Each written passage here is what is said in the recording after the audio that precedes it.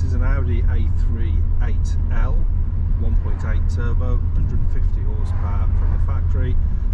It's in pine green with a beigey, greeny, strange colour interior.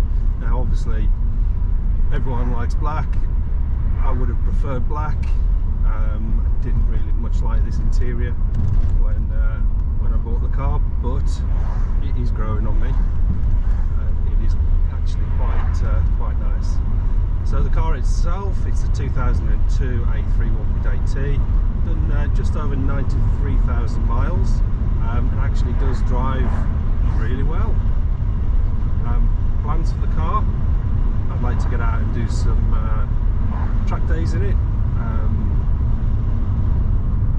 Kerbra is one I've got planned for the end of this month, and possibly Donington, Mallory Park, etc. So a bit of maintenance that's been done since I purchased it. Had all the advisories for the MOT done, which was steering, track rod ends, etc. and bushes at the rear, on the rear axle. I've actually had Powerflex bushes put in there, so they'll never need to be changed, you know, in the lifetime of the car, which is great. So hopefully it passes. The MOT's at the end of this month, so all being well, that work I've done in anticipation for the MOT will give me a clean ticket for another 12 months. Other things I'd like to do is just to upgrade the air filter, just dropping a panel, higher flowing air filter. Not sure if that actually works, if it gives any more power, but if ever I do go down the route of a remap, then you know, every little bit helps. Next week I'm having the oil pickup pipe changed. Common issue with these 1.8T engines, this is the AUM engine, is that they can suffer with oil sludge, which is great, and can potentially block up the oil pickup pipe, which causes low oil pressure and catastrophic engine damage. So that's always been on the list of things to do with these cars. My wife had basically an 8L, same engine, AUM engine. It was one of the first things we got done. Cam belt's been done recently. That's not due for another couple of years and a few thousand miles. As is the water pump. It's been upgraded to one with a steel impeller, and also the thermostat recently changed.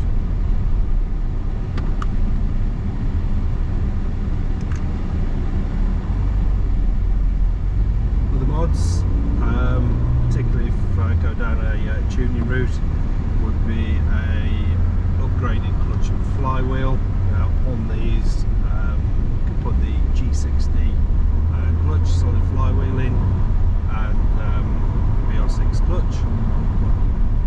Just handle a bit more power and a bit more torque, and significantly less expensive than the dual mass flywheel which is in it.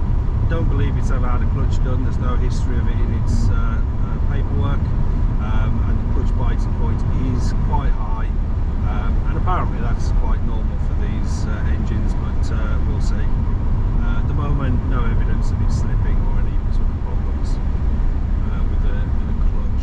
One thing I did notice it when buying it, and top tip for you, is never buy a car in the dark when it's snowing, when it's not taxing you sure you can't actually drive it. I noticed the clutch was a bit on the high side, but on the drive home in the snow and in the dark, I also noticed that getting it into fifth gear was a bit difficult, a bit resistant for the lever to move in. So I followed the reset procedure. Basically involves inserting a locking pin down here to lock the shifter into position, and then detaching and reattaching the connecting cables on the gear shifter tunnel. Also had a slight oil leak from the bottom of the shifter towel. It's the gasket. Well, not a gasket actually, it's just sealed from the factory. It was dripping oil from there. That's been done, and the gearbox oil's been replaced. So still doesn't shift into fifth quite the way that I would like. but it's significantly better than it was.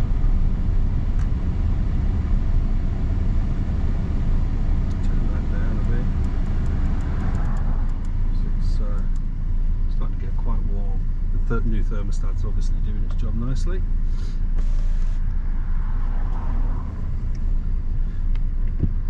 Other minor issues with the car when I bought it is it's had a little bit of a scrape on the rear quarter, just above the wheel arch, and there was some rust starting to come through, so I've had that repaired. I was going to bodge it myself with a touch-up stick and a bit of primer and a bit of filler, but for what it would have cost me for the paint and the associated equipment to do it, it was only a few pounds more to get it done by a professional, and I've got to say the results look good. I've also had the rear bumper resprayed, as that was suffering with lack of peel. The rest of the bodywork isn't in bad condition for a 21-year-old car. Can't really complain. This will need looking at some point. The cup holder, not actually very substantial or very big. I'm not even sure I could get a can of Pepsi in there, but when you push it in, overnight it manages to pop out, so either the car's haunted or it just needs fixing. Similar things in the inside. This flap that covers a bit of a cubby hole there, it doesn't stay in the down position. A few marks on the seats and the fabric, as you'd expect in a 21-year-old car with a light coloured interior. And I've got some white spirit vinegar to try and give that a bit of attention, try and just lift those stains out, just to make it a little bit nicer. As you can see, the car goes really well, drives really well. That's that notchy fifth gear I talked about. Doesn't jump out of gear or anything. Now we've got a biker coming up here.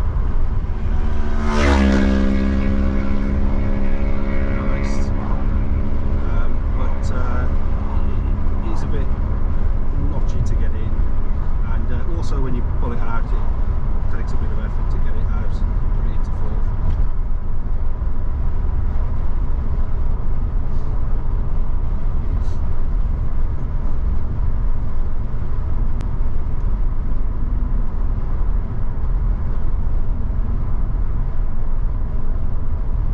Now when I bought the car, I also knew that the tyres on it were not the best tyres.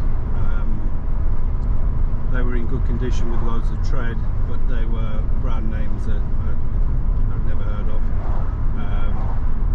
Researched them online, and one of the phrases that kept coming up in the reviews was cheap tyres, ditch finders, you know, that kind of thing. And because I want to use the car on track, I wanted to put some decent tyres on it. So I did set about looking for a new set of wheels and tyres already on, but didn't end up buying them in the end. I just replaced the tyres that were on it with some Michelin Pilot Sport 4s. I've got to say, it really transformed the handling of the car. Whilst there's nothing wrong with the tyres that were on, they were all in good condition. You know, the Michelins have made a much bigger difference to the handling than I would have anticipated. Because one of the things I was looking to do was also to lower the car, fit anti-roll bars, and make it more into a bit of a track-focused machine. I don't think I'll bother taking it to that extreme now. At the end of the day, it's an £800 car, and could easily spend 10 times that on engine work, forging the engine, getting more power, upgrading the gearbox, limited slip diffs, all that kind of stuff, and you've still got a car that's worth about 800 quid at the end of the day. But I do like it, I've got to say. Always like this early A3, and I think this one's, you know, really nice example given its age.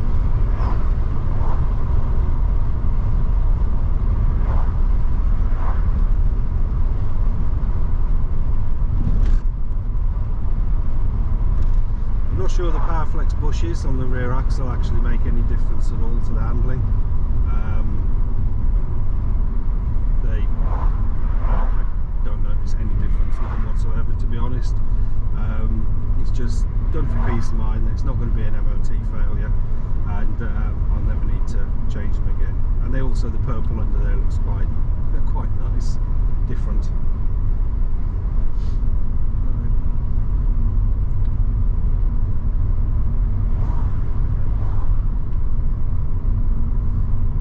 The reason I really wanted another car is I've got a company car at the moment. It's an electric vehicle, works solely on battery power. In the winter time, it's not great on range. So the specified range is about 285 miles. On a full charge, I can see about 160 when the mercury dips below 0 degrees, which is really quite poor. And consequently, if I wanted to go anywhere, any distance, I'd have to find somewhere en route to charge, which is really expensive. So bought this little A3 just so I can do longer journeys and enjoy having a manual gearbox, so as I don't forget how to do that. But also the benefit is it just keeps no claims on the insurance, and is really quite cheap to insure.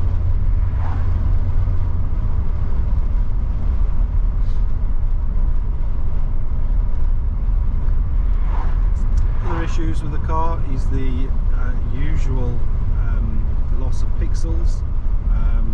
So in there I can see I've got 410 miles of range showing, but you have to work that out by letting your brain fill in where you think the missing pixels are. That could be 910, doubt it, pretty sure it's 4. It looks like it's gone up to 415.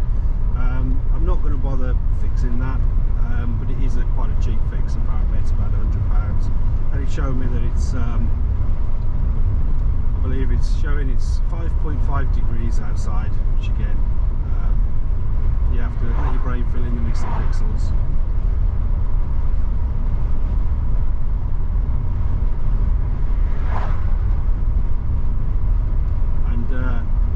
Full tank, Tesco Momentum in it, 450 miles range showing. Okay, I've not been thrashing it, just driving it normally, but can't really complain at that. There's that stiff fifth gear again.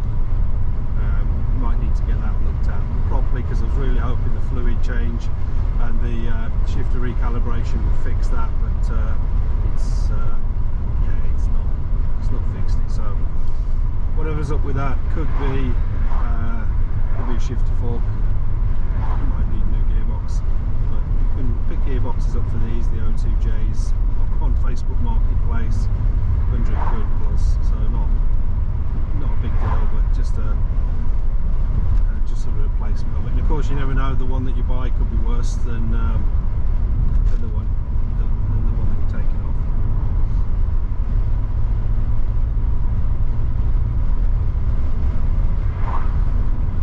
Brakes wise, looks like there's plenty of meat left on the pads and the discs at the front, but no real issues or concerns there. But what I will be doing at some point is getting a 312mm disc carrier off a Mark 1 TT, which basically allows you to use your existing caliper and just put in 312mm discs, which won't be great for weight, unsprung weight, because they're obviously heavier, but will give better heat dissipation when braking hard, with continued hard braking, something you'd expect to do on track. Quite a cheap mod.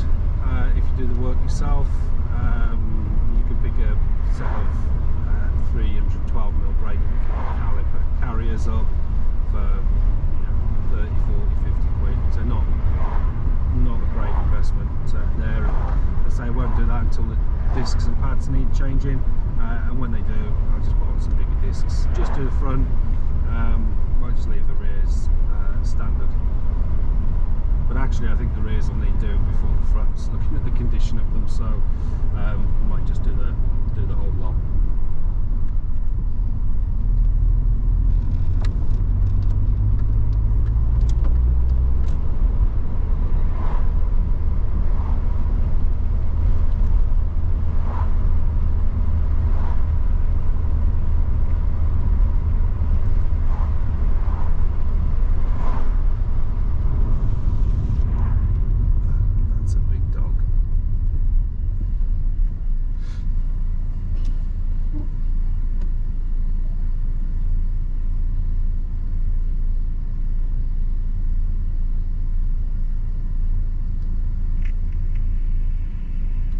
Now, driving automatics most of the time, this is a bit where I tend to struggle.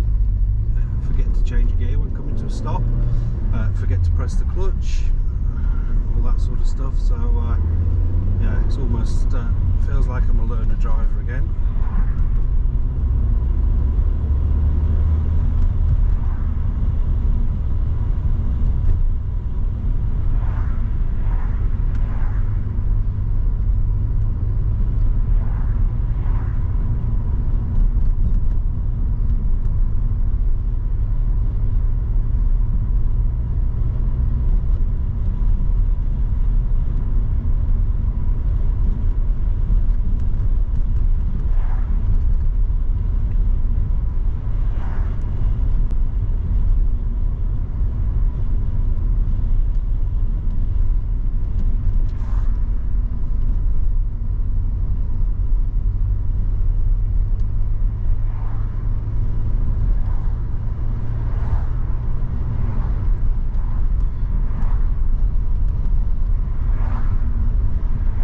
It's about 1 PM on Sunday. Just wanted to really test the camera position, if it's in a good place mounted to the passenger headrest as it is. Just make sure it shows the road appropriately, and just generally having a bit of a play around with settings for when I do get onto a track at Kerborough at the end of this month. Can't really find any roads anymore in the UK that aren't usually busy. Not around where we live.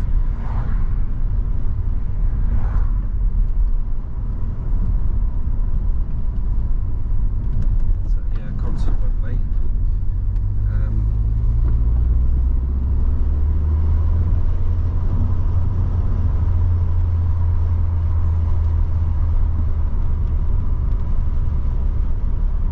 the other thing I've got to do with this car, and I've had my electric car for about a year now and not done it with that one, is really set the seat up properly, because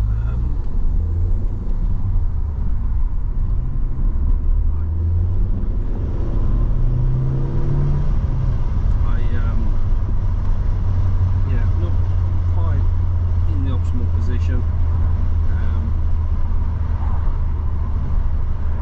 Does get a bit annoying. I almost feel like hands to steering wheel's okay, but feet to pedals is a little bit too close. Of course, if I move the seat back, that feels better, feet to pedals, but I feel like I'm reaching too much for the wheel.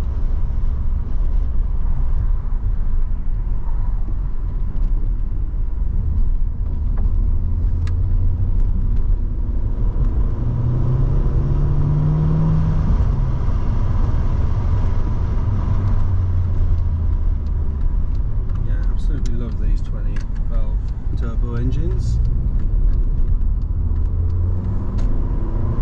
That's full throttle, second gear.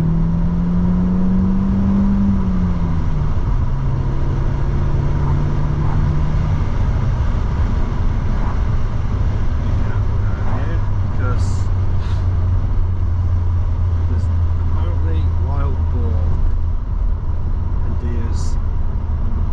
You definitely don't want to be hitting a wild boar in any car, because apparently they're quite heavy, quite big, and will easily write off a car. They'll probably just get up and walk away.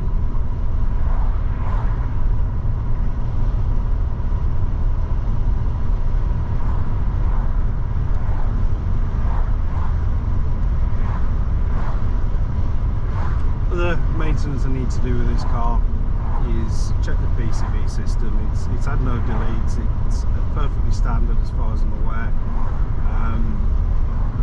But the pipes tend to get fragile and leak.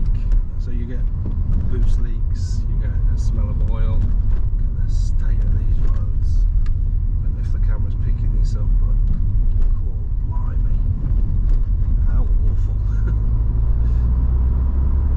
I'm going to go around there in something with really large, expensive rims. Too fast. Crack them.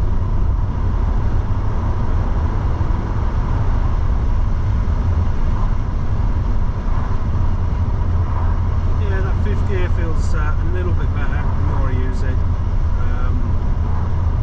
might be people have had it before, just didn't ever do any kind of driving where they needed fifth.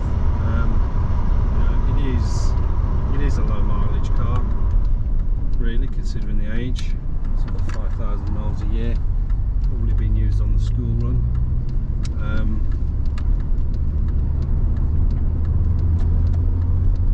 More than anything else.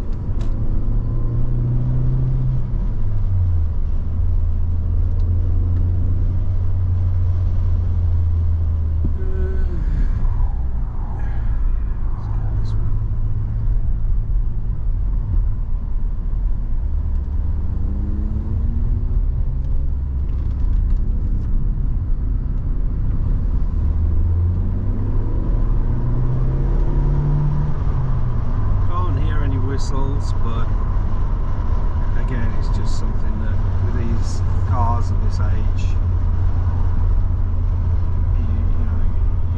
you know it's likely to be a weak point, and it's likely to fail at some point, so why not get it done?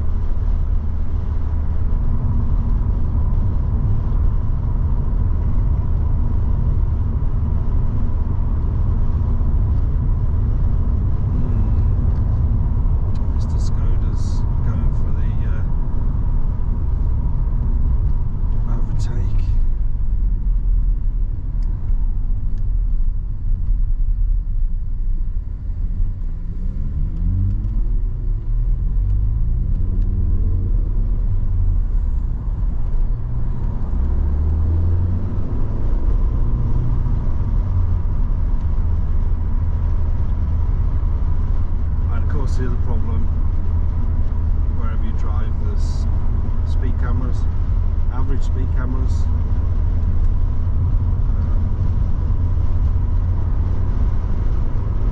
which is again why I wanted a car I could use on track and just generally have a bit of fun with. And when my daughter's old enough to drive, I'd like to be able to teach her to drive in this.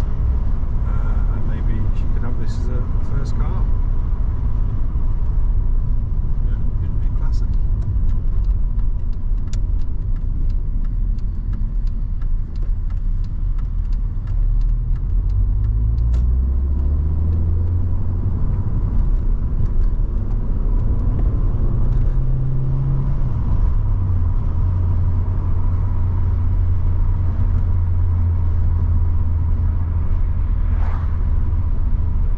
The thing I really like about this interior that shows me a lot about the car is that these buttons here are not worn off. A lot of Audis, the actual buttons get very badly worn. It's almost like somebody's using a screwdriver to poke them, or fingernails, they wear off. Whereas this never suffered with that. Obviously, it's really pretty good. Got a half decent stereo with a cassette player as well, so you can put your old 1980s mixtapes in if you wanted.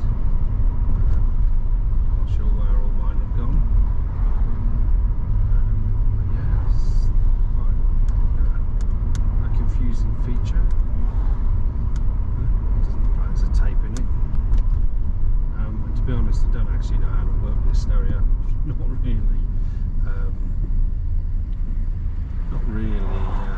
used it.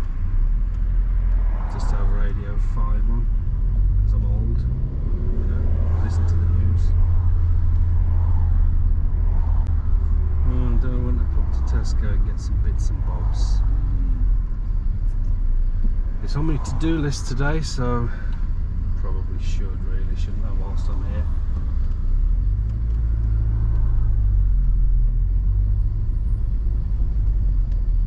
Of course, the problem is, gotta ditch the camera and hide it.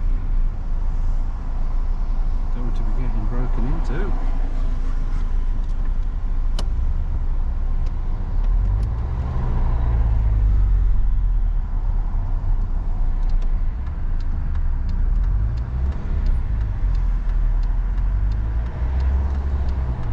ST.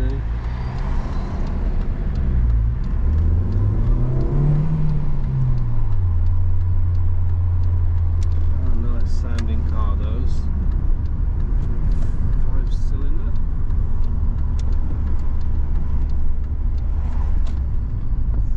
That's another curse of modern day driving, isn't it? Speed bumps and potholes. Speed bumps, potholes, cameras. When I was a lad and started driving, didn't have none of that, none of this traffic. The roads were half decent. It was just generally better all round.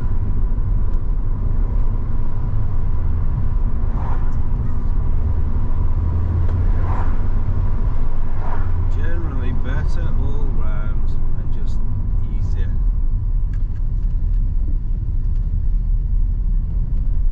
Right, let's park somewhere here, out of the way. This is, oh, and the other thing that you definitely miss when you got one of these older cars and you're used to more modern stuff is things like parking sensors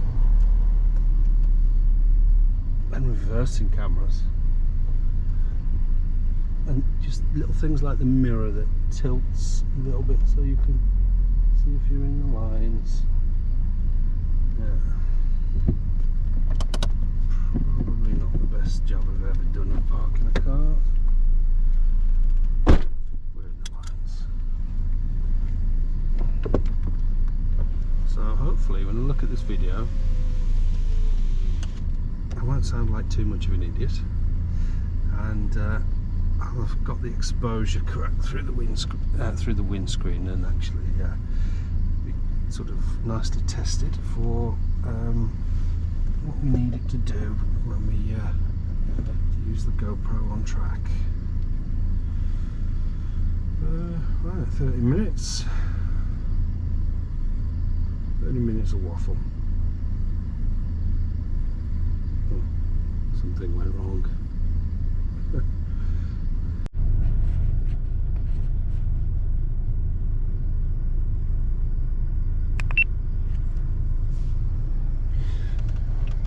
So this is the inside of the car. A bit dirty, needs a clean. Upholstery not ripped, no tears, just a few marks.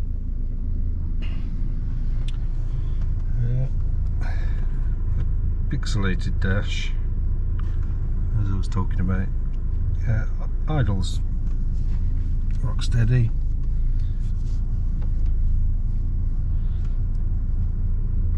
Mileage, everything seems to work. Headliner, no sagging, which is nice. A little bit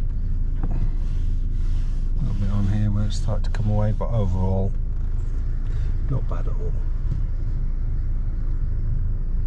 Still don't know how to get this to focus on there. Gonna have to sort it, aren't I? Right, time to go to the shop.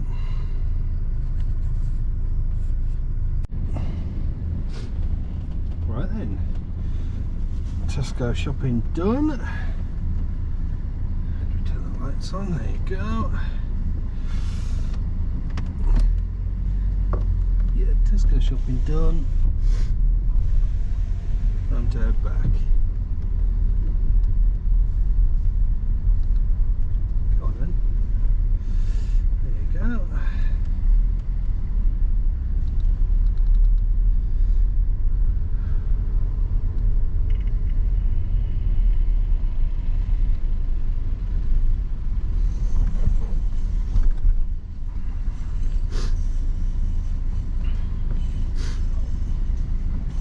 Just want to say about doing track days in this car. A nice Honda Civic Type R EP3 there. Don't think we'll be keeping up with him if he was on the same track. Clear 182s, probably not. MX5s, probably not. But if you wanted a car for a track, that was one of those. You're talking about significantly more money to get one. And what this is Audi A3, basically a Mark IV Golf GTI with a 1.8T 20 valve engine that's wrapped up in Audi bodywork, and it's actually lighter than the Mark IV GTI, 100 kilos lighter I think. Of course with me in it any advantage is diminished.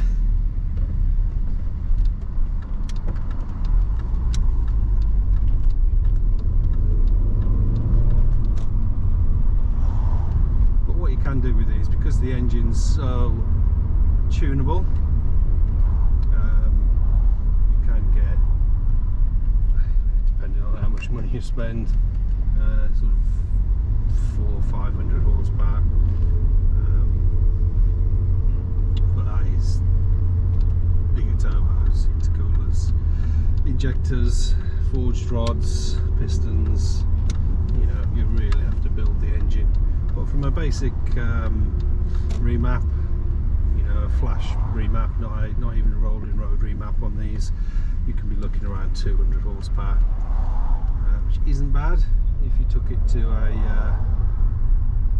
tuner, for a proper tuner for a rolling road session.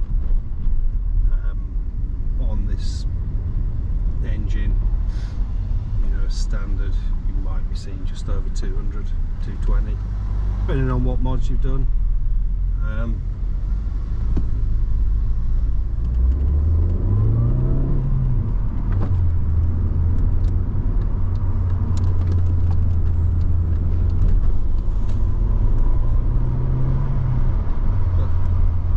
you know, 150, it isn't bad. It's not bad. It's 0 to 60, about 8.2 seconds. Which wasn't bad for, you know, a car 21 years ago. Obviously doesn't compare to today's hot hatches. An extra 40-50 horsepower from a remap, simple remap, make it feel a bit more up to date. And of course, if you wanted to spend a lot of money, you could go like Team Prawn Racing and have an absolutely awesome machine, 500 horsepower plus, front wheel drive. Obliterates most things on track. So the cars I was looking at were the MX5, but they were all rusty, everything that I saw, and also in the budget there was nothing that, you know, was close to the price of this. Civic Type R EP3, very nice, but, you know, again, 5 times more at least.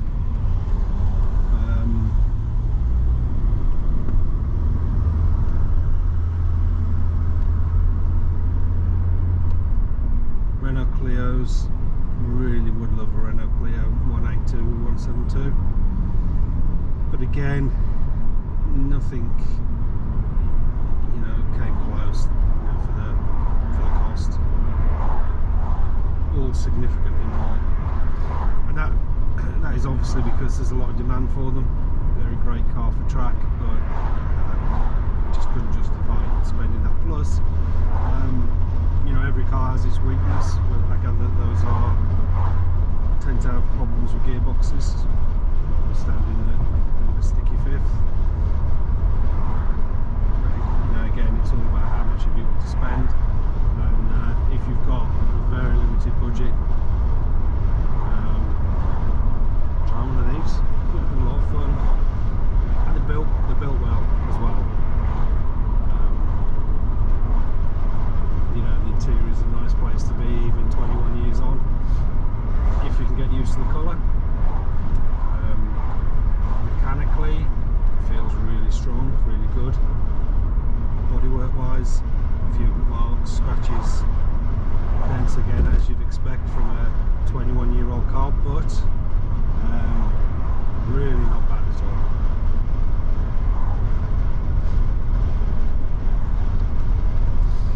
course, the thing is with a Clear 182 is, you know, whilst you can remap them, you could turbo them, you don't have as much, you know, potential options with the engine that you've got with these.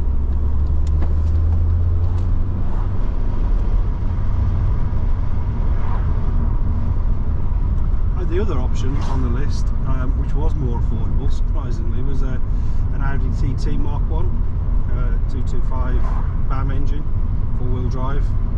Really would have loved one of those, but interior space, don't know if I could get in one with the helmet on. Certainly couldn't get the kids in the back and take them on the school run. And again, a little bit, well, usually most often double the price I pay for this for one that would need some work doing, but you know, phenomenal engine. KO4 turbo. This has got the KO3S, which is slightly smaller. But, you know, the one thing that did put me off the TT, to be honest, was the Haldex 4-wheel drive. I'd probably have had to have done something with that Haldex to make it more permanent, because most of the time it runs the 2-wheel drive and the Haldex kicked in. I wanted something either rear-wheel drive or front-wheel drive or permanent 4-wheel drive, and of course the extra weight. So Audi TTs are probably around 1600 kilos, whereas this is about 11.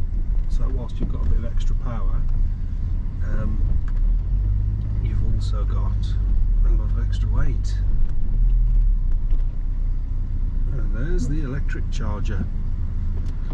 If you're thinking of getting an electric car, I don't know, it might work for you, but for me, it's a lovely car, the BMW iX3, but range lets it down. I managed to get nearly an indicated 285 miles out of it. That was in the heat wave in August last year when we were going on holiday, fully loaded, roof box on, dog in the back.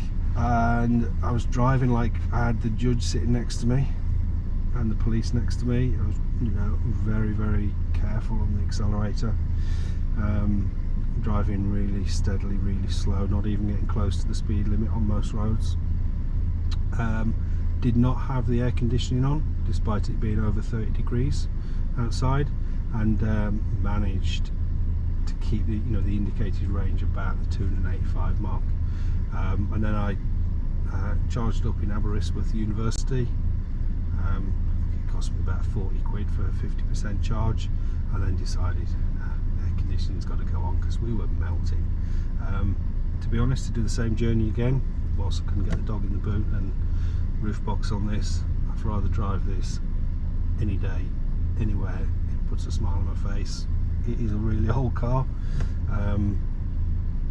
but I just love it, and unfortunately I can't say that about the electric cars at the moment. Right, time to turn off.